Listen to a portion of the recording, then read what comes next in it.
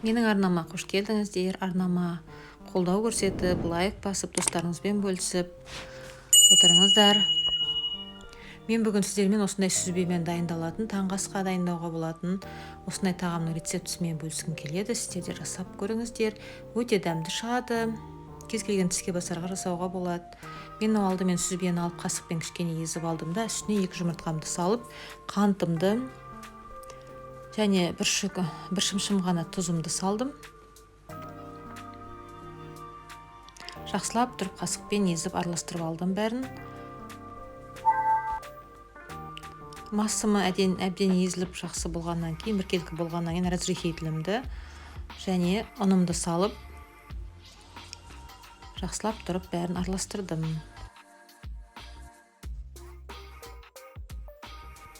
Міне енді бұл массамның үстіне осындай кіші-мішімді салдым.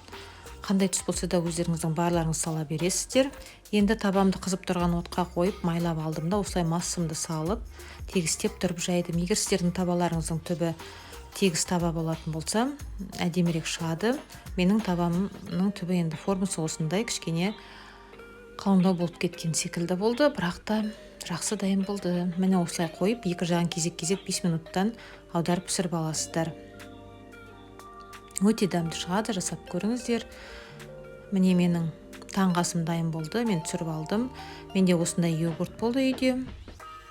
Осы йогуртымды осылай мешочекке салып алып, бетіне әдемілеп осылай өрнектеп шықтым.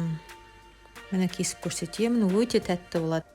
Тек қана йогуртпен емес, күшіңкімен де, қаймақпен де жеуге болады. Өте дәмді шығады.